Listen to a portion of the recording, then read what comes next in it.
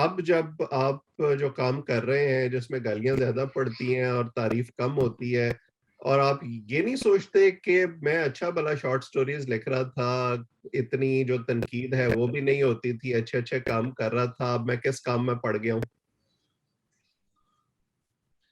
नहीं, अलबत्ता मेरी वालदा जरूर ये मुझे कहा करती हम्म, कि जब उन्हें पता चलता था कि इस तरह की खुराफात बोली जा रही हैं।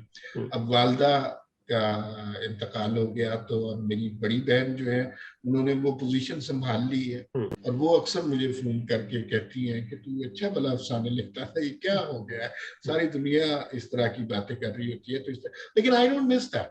वो हम्म, मेरी जिंदगी का शायद तर्ज अमल यही रहा है कि एक खास स्टेज तक एक काम किया, फिर उसके बाद मुसलसल छोड़ दिया। अगर हम्म, आप अच्छा अफसाना एक जमाने में लिख सकते हैं तो वो मैं अब भी लिख सकता हूँ, हम्म। लेकिन अब मैं नहीं लिखूंगा। हाँ, अब आपने ये हम्म, देखना। जी, आप आप क्या बात कह पूरी रहे करें, हैं? बात पूरी करें। अब मैंने कहा ये देखना है कि जब मैं कॉलम छोड़ूंगा तो फिर हम्म, क्या करूंगा। फिर हम्म, मुझे लगता है कि अगर मैं किसी स्टेज पे कॉलम छोड़ दी और किसी और काम में पड़ गया तो फिर मैं कॉलम में नहीं लिखूंगा, फिर हम्म। कुछ और काम नहीं करूंगा। अब ये हमें देखना होगा कि आप कॉलम छोड़ते हैं या आपसे छुड़वाया जाता है। नहीं, वो देखें, छुड़वाया नहीं जा सका हम्म, अभी तक। वो इसलिए कि जो अखबार हमारे महीने में 8 कॉलम छापता था, हम्म, अब वो 2 महीने में एक कॉलम छापता है, हम्म, बल्कि नहीं छापता। हम्म, तो उसमें लेकिन मैं कोशिश ये करता हूँ कि वंस अ वीक उसके बावजूद लिखूं।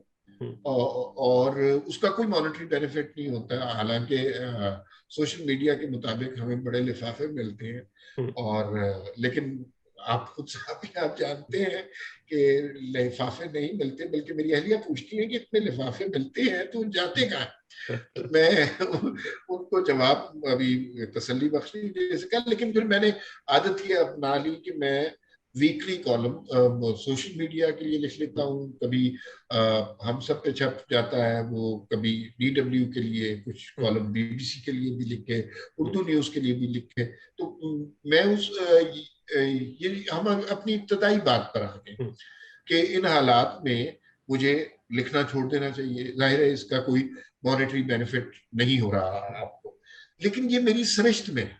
हम्म, मैं लिखूंगा ही लिखूंगा। हम्म, मैं किसी को प्लीज करने के लिए नहीं लिख रहा, मैं खुद को प्लीज करने के लिए लिख हम्म, रहा।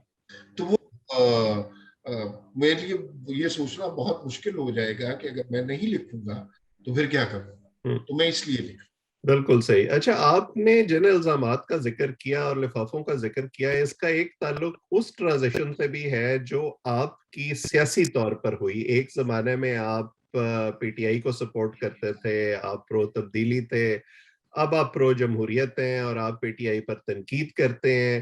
तो ये ट्रांजिशन किन वजूहात की बिना पर हुई, उसके बाद मैं अगला सवाल करूंगा। I was waiting for this question. बिल्कुल।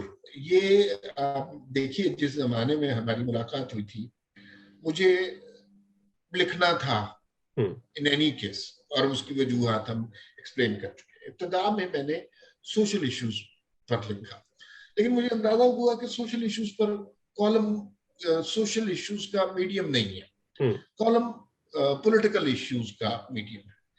और मुझे ये मानने में कोई बात नहीं है कि मुझे इब्तदा में इमरान खान साहब बहुत इंस्पायर किया करते थे, हम्म, और ये कैफियत कोई थोड़ा अरसा नहीं रही, हम्म, ये कैफियत बहुत अरसा रही, अनलेस के 2014 का धरना हुआ।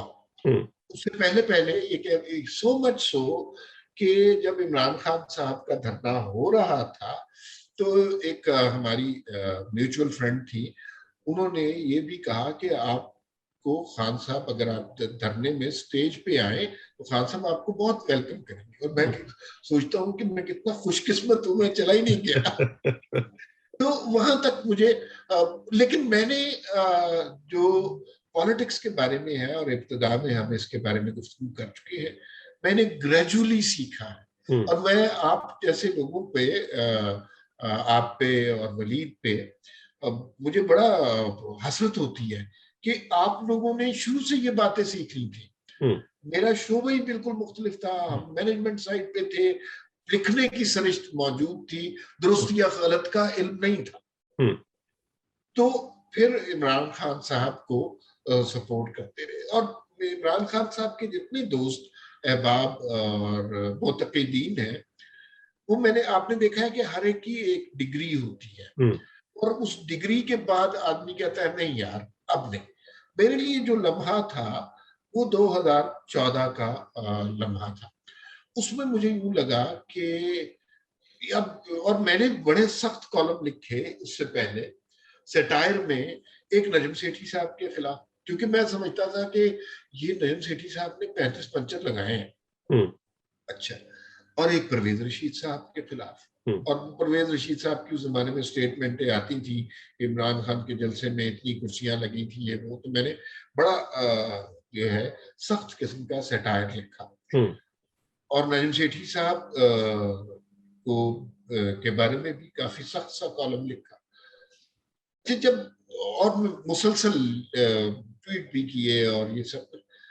जिस दिन इमरान खान साहब ने कहा कि वो 35 पंचर जो है एक सियासी सी बात थी, उस दिन मैं जाती तौर पे बड़ा हर्ट हुआ यार कि हम लिख लिख के पागल हो गए हैं और हम इतना सपोर्ट कर रहे हैं। वो मेरा ब्रेकिंग पॉइंट। और वो इसलिए यादगार है कि उसके बाद मेरा पहला कॉलम जंग में छपा था, उस स्टेटमेंट के बाद। और शायद जुलाई का महीना था, और वो पहला कॉलम था पंक्चर नंबर 36। पता नहीं आपके जहन में हो या नहीं, वो पहला कॉलम था। और कॉलम निगार के लिए मैंने देखा है, कॉलम निगार को मकबूल होने के लिए ना बहुत वक्त लगता है। बेतहाशा लोग मुद्दत से कॉलम लिख रहे हैं, लेकिन हम उनके नाम के बारे में नहीं जानते। वो कॉलम बहुत पॉपुलर हुआ था, बल्कि उस कॉलम के बारे में उस जमाने में नजम सेठी साहब ने भी अपने प्रोग्राम में मुनीब के साथ जिक्र किया था। और वो एक तरह से माजरत थी नजम सेठी साहब से भी। तो वो मुझे उसका रिस्पांस बहुत मिला था। वो मेरी जंग अखबार में पहले कॉलम का बहुत सारे लोग लिखते हैं। कितने लोग ऐसे लिखते हैं जिन्हें मैं अभी तक नहीं जानता। वो मुझे मिलते हैं कि मैं जंग अखबार में लिखता हूँ, लेकिन मुझे नहीं पता होता। तो उस कॉलम का इतना अच्छा रिस्पांस मिला, तो थोड़ा सा मुझे अपनी डायरेक्शन दुरुस्त करने का मौका मिला कि ये जो है अगर आप नाक़दीन में से भी हैं तो तनकीद भी कॉलम का जुज़ होती है। और वो जो फैंटेसी थी, जो वो मुझे पाकिस्तान की कौम की फैंटेसी का शायद उस वक्त इतना गम नहीं था।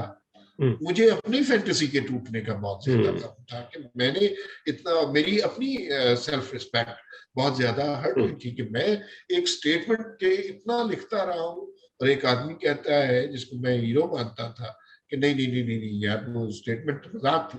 तो वो मेरी सेल्फ रिस्पेक्ट डैमेज हुई। फिर उसके बाद मैंने लिखा, और फिर खान साहब के बारे में काफी तसल्सल से तनकीदी कॉलम लिखे। तो इस बात का कितना इम्कान है कि तब्दीली के नारों ने आपको जितना मायूस किया, जमहूरियत के और वोट को इज्जत दो के नारे भी आपको उतना ही मायूस करें आगे चल के? और अगर मायूस करें तो फिर आपको मुझसे तवक्को करनी चाहिए कि फिर इस वोट को इज्जत दो के खिलाफ भी मैं इसी शिद्दत से लिखूंगा। आप देखिए कि उस वक्त मुझे एक बात समझ आ गई थी कि मैं गलती पर था। अभी मैं ये नहीं समझता कि मैं गलती पर। अभी मैं ये समझता हूँ कि मैं जो लिख रहा हूँ पूरे वसूख के साथ दुरुस्त लिख रहा हूँ।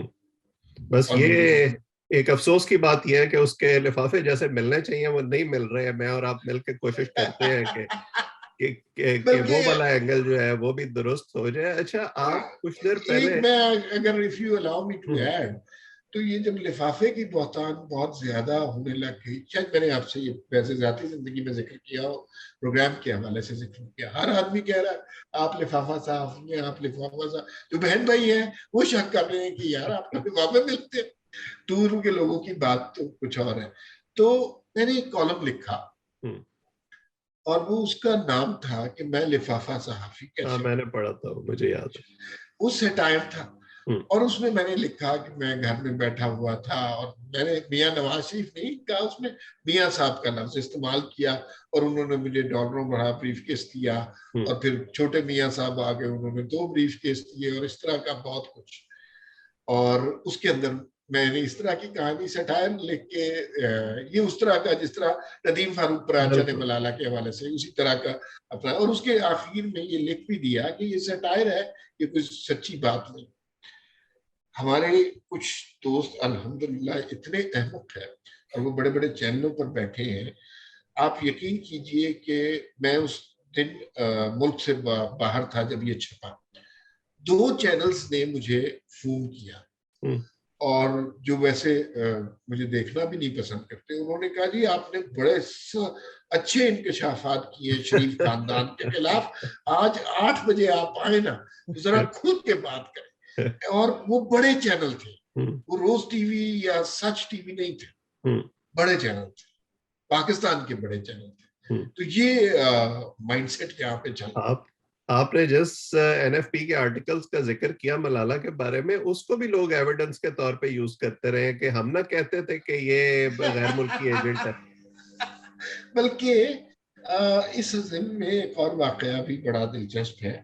हमारे दोस्त हैं अहमद नूरानी, आपको पता है उनको मारा पीटा गया, कातलाना हमला हुआ और उन पे इल्जाम लग गया कि अहमद नूरानी की किसी लड़की को छेड़ रहा था, उसके नतीजे में लड़की के भाइयों ने ये किया है। अच्छा, आप एंगर का इजहार कई तरीके से कर सकते हैं, लड़के कर सकते हैं, गाली दे के कर सकते हैं। मुझे जब बहुत किसी चीज पे गुस्सा आता है तो फिर मैं सटायर लिखने की कोशिश करता हूँ। तो जंग अखबार में मैंने कॉलम लिखा और उसका नाम था अहमद नूरानी लड़कियों को छेड़ता है। अच्छा, उसके अंदर ये लिखा कि ये तो बुल्ले शाह के शेर भी पढ़ता था, ये वन विलिंग भी करता था, और ये इस तरह की कहानी सी बना के, और मैंने कहा जी उमर चीमा भी लड़कियों को छेड़ता था, मतीउल्लाह जान भी लड़कियों को छेड़ता था, तो और अहमद नूरानी तो छेड़ता ही था, इन्हें यही सजा मिलनी चाहिए। अच्छा, खैर उसके बाद मैं बड़ा मोहतात हो गया, मुझे अंदाजा हो गया कि सटायर जो है ना वो कॉलम में नहीं लिखना चाहिए। तो जिन साहब ने, एक और अखबार था जिसमें ये खबर छपी थी कि अहमद नूरानी लड़कियों को छेड़ता, उसके एडिटर इन चीफ जो बड़े जबरदस्त बिजनेसमैन है और अरब खरबपति हैं, उनका मुझे फोन आ गया। उन्होंने कहा सर कमाल कॉलम लिखा है आपने, जंग अखबार में सबूत शाया कर दिए, तो आप शाम की चाय मेरे साथ पिए। तो फिर हम ये एपीएनएस में भेज रहे हैं, और ये एपीएनएस में अहमद नूरानी के खिलाफ जो शिकायत हुई उसके अंदर ये रिटन फॉर्म में कॉलम उस फाइल के साथ चस्पा ये उन्होंने भेजा। तो मेरा लाजमी फर्ज बनता था कि जब इन साहब की कॉल आई तो मैंने कहा यार मैंने गलती से अपने एक दोस्त अहमद नूरानी को कहीं फंसवा तो नहीं दिया। तो मैंने फौरन अहमद नूरानी को कॉल की, मैंने कहा ये उन साहब का फोन आया था, वो ये कह रहे थे। तो अहमद नूरानी ने मुझसे पहली बात की कि उसने कहा भाईजान आप रिपोर्टर नहीं है, अगर आप रिपोर्टर होते ना तो आप मुझे कॉल ना कर रहे होते, आप इस वक्त कॉफी पी रहे होते। बिल्कुल ठीक बात है। और इसी से जुड़ा हुआ मेरा अगला सवाल है कि हम सब वो लोग जो इस प्रोफेशन में किसी न किसी हवाले से मुंसलिक रहे हैं, हम इसके प्रोफेशनल हैजर्ड्स को जानते हैं और उससे डील करना भी आपको वक्त के साथ साथ आ जाता है। लेकिन आपकी फैमिली जो है वो उसको उस तरह से नहीं जानती। आपने कुछ देर पहले अपनी मरहूम वालदा का और अब अपनी बहन का जो रिएक्शन होता है, जैसे वो आपको समझाती हैं, उसका तज़किरा किया। तो अक्सर हमने देखा है कि सोशल मीडिया पर जो तनकीद होती है उसमें फैमिली को भी साथ ड्रैग कर लिया जाता है। आप पर आपके वालिद के हवाले से खास तौर पर बहुत ज्यादा तनकीद होती है, तो उसको आप किस तरह डील करते हैं और जब ये उन तक पहुंचती है तो उनका रिएक्शन क्या होता है? अच्छा, पहली बात तो ये है कि जब ट्विटर पे आप किसी भी एंगल से किसी एक पर तनकीद करेंगे, किसी एक की हमायत करेंगे, तो थोड़ी देर में आपको पता चल जाता है आप कोई बाइज्जत शख्स तो है ही नहीं। तो वो जो कुछ हो रहा होता है वो कुछ अजीब ही हो रहा होता है। अच्छा, जाहिर है इसका इब्तदाई रिएक्शन बड़ा शॉकिंग था कि मतलब हमारी फैमिली में कोई सोच ही नहीं सकता था। लोग बड़ा एहतराम करते हैं, बड़ी मोहब्बत करते हैं मेरे वालिद के साथ, मेरी वालदा के साथ लोग बड़ी अकीदत रखते थे। तो ये गालम गलोच वाला तो हमारे खानदान में किसी ने सोचा ही नहीं था। और फिर ये गद्दारी के फतवे तो बहुत अजीब सी बात थी। तो मेरे बड़े पाकिस्तानी से फिगर हैं मेरे वालिद, और मेरी वालदा भी ऐसी थी। तो शुरू में मेरी उंगलियां थक जाती थी लोगों को ब्लॉक कर कर, और मुझे बहुत तकलीफ होती थी, और मैं कोशिश करता था कि मेरी वालदा या वालिद तक ये खबर ना पहुंचे। लेकिन एक खानदान में कोई ऐसा रिश्तेदार होता है जो इस तरह की सारी खबरें फौरन पहुंचा देता है। खास तौर पे जो फैमिली व्हाट्सएप ग्रुप्स हैं आजकल, वो इसी काम के लिए इस्तेमाल होते हैं। तो वो माशाल्लाह हमारी फैमिली में वो एक से ज्यादा है, और वो खबरें पहुंच जाती थी। तो फिर मैंने उन्हें समझाने की कोशिश की और समझाया भी कि ये पेड ट्रोल्स हैं, इनका इनसे बहुत ज्यादा सीरियस लेने की जरूरत नहीं। और जाती तौर पे मैंने ये किया कि अपने ट्वीट्स के नीचे, कॉलम्स के नीचे कमेंट्स पढ़ना छोड़ दिया। ये तरकीब मुझे उमर चीमा ने बताई थी। उसने कहा कि एक दिन आप कमेंट पढ़ लें, आपका अगले दिन काम करने को दिल नहीं चाहिए, तो बेहतर है कि आप वो कमेंट्स पढ़ें। जहां तक मेरी अहलिया का ताल्लुक है, वो खुद भी मीडिया से ताल्लुक रखती है। तलत हुसैन की वो प्रोड्यूसर रही हुई है, और उन्होंने 4-5 चैनलों में नौकरी की भी है। वो कोई इतना ज्यादा इन थ्रेट से घबराती नहीं। वो चूंकि इस प्रोफेशन से मुतालिक रही हुई है, तो उन्हें अंदाजा है कि ये क्या क्या होता है। कोई और खातून होती तो उनके लिए ये बहुत परेशानी की बात होती है। और दूसरा ये है कि जिन मौजूआत पर मैं भी संभल के लिखता हूँ, तो मैंने देखा है कि मेरी अहलिया जो है वो ट्विटर पे उससे ज्यादा शिद्दत से उन मौजूआत पे लिख रही होती है। तो अगर मुझे अहमद नूरानी की तरह मारा पीटा गया, तो इसमें मेरी वाइफ की ट्वीट्स का भी बहुत अमल दखल होगा, और शायद इसमें उनकी काविश भी शामिल हो। तो ये वो वाले खौफ नहीं है घर की तरफ से। ठीक। अच्छा, फाइनली अब आप मुझे ये बताएं कि जिस किस्म के माहौल की और पोलराइजेशन की हम बात कर रहे हैं, जिसमें तनकीद भी है, गालम गलोच भी है, सरकारी और गैर सरकारी दबाव भी हैं, अब आपको क्या नजर आता है? अब इस हुकूमत के 2 साल आगे रह गए हैं, 2023 में क्या होता है वो अभी शायद प्रीमेच्योर होगा बात करना, लेकिन आपको लगता है कि ये सिचुएशन जो ओवरऑल मीडिया इंडस्ट्री की है, ये कुछ बेहतर होगी या इन मसाइल में मजीद इजाफा होगा? देखिए, हमने बड़ी मुश्किल से इस कौम की ये गालम गलोच वाली साइकी बनाई है। बड़ी जिद्दोजहद की है इसके लिए, लोगों के जहनों को परागंदा किया है मीडिया के जरिए, सोशल मीडिया के जरिए, कुछ मुबल्लिगीन की तकारीर के जरिए। तो ये इतनी जल्दी जहनों से निकलने वाला तो है नहीं। ये तब्दीली इतनी जल्दी नहीं आ सकेगी। ये कह देना कि डिफेमेशन लॉज बन जाए और उससे अगर हो जाए, तो वो ऐसे कोई बनते नजर नहीं आ रहे। ये ऐसी सूरत हाल चलती रहेगी। जिस मेहनत से हमने इस कौम के मिजाज को बर्बाद किया है, जितने बरस लगाए हैं, उतने ही बरस हमें दरकार होंगे इनको ठीक करने के लिए। ये बिहेवियरल एटीट्यूडनल चेंज की बात है, ये किसी एक हुक्मनामे से नहीं आ सकती। लेकिन मुझे दुख ये होता है कि जो तासुर हम और इलेक्ट्रॉनिक मीडिया देता है कि हम ऐसे लोग नहीं हैं। मतलब हम लोगों पे लानतें भेजने वाले, लोगों पर बोहतान लगाने वाले और दुश्मनाम तराजी करने वाले, हम ऐसे लोग नहीं हैं सारे। हम बड़े नॉर्मल से लोग हैं। तो कुछ लोगों को हमारा एक इंतकामी किस्म का मिजाज बनाने की ड्यूटी सौंपी गई, और उन्होंने बड़ी मेहनत से काम किया। उन्हें खिराज तहसीन पेश करना चाहिए कि उन्होंने इस कौम के मिजाज को जिस कामयाबी से बिगाड़ दिया है, अब उस कामयाबी से शायद कोई और नहीं बिगाड़ सकता था। वो इस काम के लिए बड़े मुंतखब लोग थे।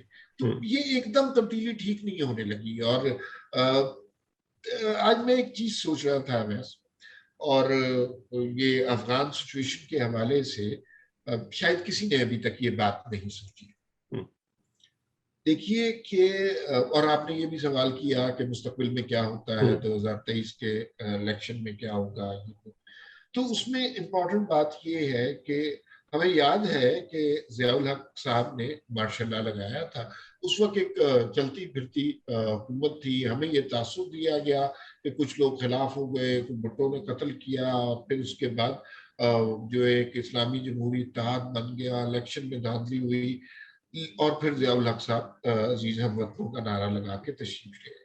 उसके कोई 1-1.5 साल बाद पता चला हमें कि कोई अफगान इन्वेजन होना है, रशियन इन्वेजन होना है, अफगानिस्तान में एक सूरत हाल पैदा होनी है, और उसमें पाकिस्तान का बड़ा कलीदी किरदार होगा, जो शायद अगर जुल्फ़िकार अली भुट्टो उस वक्त बरसर इक़्तिदार होते तो वो किरदार नहीं हो सकता था। इसी तरह जनरल मुशर्रफ साहब आए हुकूमत करने, एक जमहूरी हुकूमत को उन्होंने तहस नहस कर दिया, और हमें यूं लगता था कि उस जमाने में शायद करप्शन बहुत हो रही थी, मुल्क के साथ गद्दारी हो रही थी, या पता नहीं क्या। हमें ये बहुत बाद में हमें पता चला कि 9/11 होना था, कोई वॉर ऑन टेरर में हमने जाना था। अभी जो सूरत हाल है, ये स्टैटिस्टिकल अप्रोच है इस मसले को समझने के लिए। उसमें भी ये है कि एक जमहूरी हुकूमत को हमने उड़ा के रख दिया अदालतों के जरिए, और उसके बाद एक हाइब्रिड सिस्टम ले आए हैं, और अभी अफगानिस्तान में जो सिचुएशन पैदा हो रही है, तो शायद हमसे कोई और कलीदी काम लेना है जो शायद कोई और जमहूरी हुकूमत ना कर सकती। अलमिया ये होता है कि इन हुकूमत के जो राज होते हैं वो तकरीबन 15-20 बरस के बाद हमें पता चलता है। हमें ज़ियाउल हक के दौर में जो कबाहतें थी, हम जब वो दौर था हमें नहीं समझ आया था। मुशर्रफ के दौर में जो कबाहतें थी वो आज हमें समझ आ रही हैं। तो इस दौर की जो कबाहतें हैं, या आगे मुस्तकबिल का जो मंजरनामा हमारे लिए लिखा हुआ है, वो हमें शायद 15-20 साल के बाद समझ आएगा कि इस दौर में हमसे कितनी फाश गलतियां हुई हैं। लेकिन स्टैटिस्टिकल अप्रोच ये है कि जब भी जमहूरी हुकूमतों को गिराया जाता है, एक कोई हाइब्रिड सा निज़ाम या कोई मार्शल लॉ लगाया जाता है, उसका नतीजा ये होता है, उसका मतलब ये होता है कि पाकिस्तान से कुछ और काम लेने हैं, और शायद किसी और इंटरनेशनल गेम में पाकिस्तान का कोई कलीदी किरदार है, जिससे पाकिस्तानियों को तो बहुत नुकसान पहुंचता है, लेकिन चंद अफराद को इनफरादी सतह पर बहुत फायदा पहुंचता है। ये बड़ी दिलचस्प आपने अप्रोच ली है, और इसका जैसे आपने खुद कहा बड़ा ताल्लुक है उस चीज से जो हमारे हमसाये में इस वक्त सिचुएशन इमर्ज हो रही है, और जो कुछ भी वहाँ होगा पाकिस्तान उससे महफूज नहीं रह सकता। लेकिन हमारा मसला हमेशा ये है, चाहे हमारे इंटरनल मामलात हों या एक्सटर्नल मामलात हों, हम हमेशा रिएक्टिव रहते हैं, प्रोएक्टिव नहीं रहते हैं। हमें हमेशा बाद में समझ आती है कि जो हम उस वक्त कर रहे थे अपने शॉर्ट टर्म गेन्स के लिए, उसका लॉन्ग टर्म जो नुकसान है वो हमें क्या हुआ। बहरहाल अभी की नशस्त में हमने आपकी ज़ात के पहलुओं के हवाले से भी, और जो आपका एक प्रोफेशनल फेस लोगों के सामने है उसके हवाले से भी खासी गुफ्तगू की है। मुझे उम्मीद है कि देखने वालों को आपको बतौर एक शख्सियत समझने में भी मदद मिलेगी, और बतौर एक प्रोफेशनल के भी आप जो काम कर रहे हैं उसके पीछे क्या सोच कार फरमा है वो भी उनके सामने आई होगी। जी अमार साहब, आपके वक्त का बहुत बहुत शुक्रिया। जो लोग इसको देख रहे हैं, अगर आप चाहें तो चैनल को सब्सक्राइब करें ताकि इस तरह की गुफ्तगू आइंदा भी आप तक पहुंचती रहे। अब तक के लिए आपका बहुत बहुत शुक्रिया।